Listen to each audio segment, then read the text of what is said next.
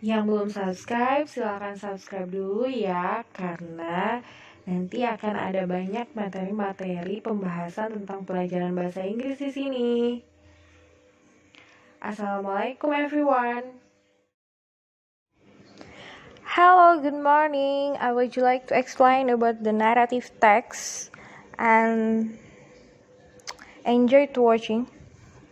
Nah, saya di sini ngomongnya campur ya, soalnya siswa saya kadang ada yang nggak ngerti gitu kalau saya terus-terusan ngomong bahasa Inggris. Narrative text adalah sama-sama dibaca ya.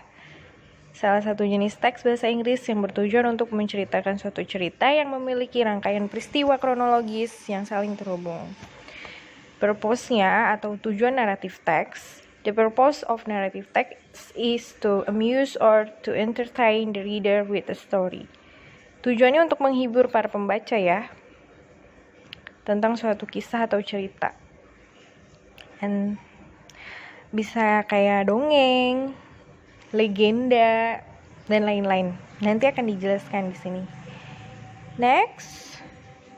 Oke, kita tunggu dulu ya. Jenis naratif teks. Nah, yang tadi itu. Jenis naratif teks itu kayak ada imaginer, faktual, atau kombinasi, atau bahkan keduanya. Seperti contohnya kayak misal Snow White, Cinderella, and then Malin Kundang, dan masih banyak lagi ya.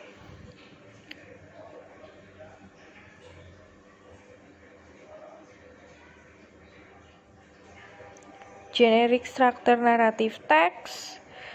Generic structure-nya itu kayak berfokus pada serangkaian tahapan. Jadi di sini tuh ada tahapan-tahapannya. Diusulkan untuk membangun sebuah cerita dalam naratif teks. Tahapannya adalah beda-beda ya. Kadang ada yang tahapannya tuh ada yang 3, ada yang 4, dan ada yang 5. Nah, coba kita lihat ini yang berapa. Number 1, generic structure number 1 is orientation, yaitu pendahuluan di mana karakter, setting, dan waktu cerita ditetapkan. Biasanya menjawab pertanyaan siapa, kapan, di mana. Misalnya, once upon a time, there was a wildlife in the forest. Pada zaman dahulu kala, ada sebuah serigala yang tinggal di hutan. Nah, jadi dijelaskan di sini tuh di mana dan lain-lain ya. And next, ada complication or problem. Menceritakan awal masalah. Masalahnya itu apa dulu. Lalu klimaks. Complication biasanya melibatkan karakter utama. Misal kayak masalahnya si Cinderella. Cinderella itu punya masalah karena dia karena dia itu di hard work sama ibu tiri dan kakak tirinya ya. And next, resolution. Akhir dari cerita yang berupa solusi dari masalah. Perlu adanya resolusi dari masalah.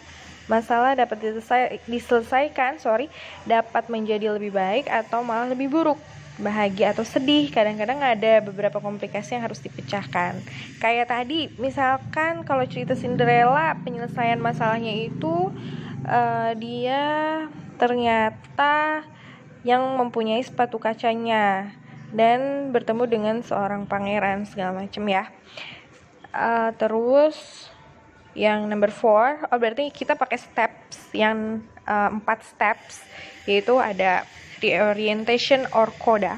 Di sini tuh kayak misalkan moral value, nilai moralnya si dari kisah atau dongeng atau legenda si Cinderella ini tuh apa gitu.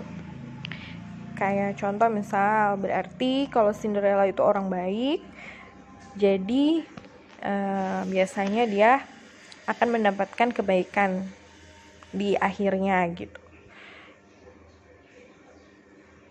Nah, ini berikut contoh kalimat naratif.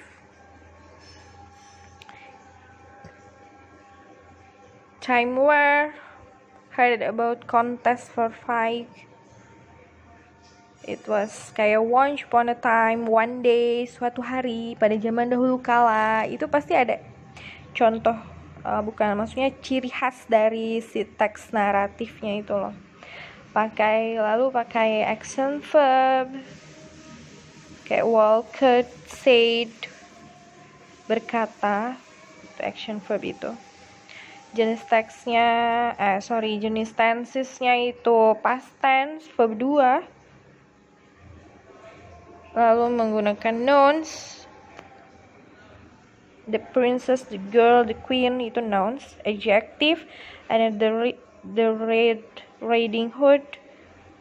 Nah, ini terlalu singkat ya. Tapi semoga kita bisa memahaminya ya. Semoga bisa diulang-ulang aja, nggak apa-apa. Diulang-ulang dan selamat belajar, semoga bisa dipahami. Terima kasih, jangan lupa di-subscribe dan jangan lupa di-share juga sama teman-teman semua. Oke? Thank you for watching.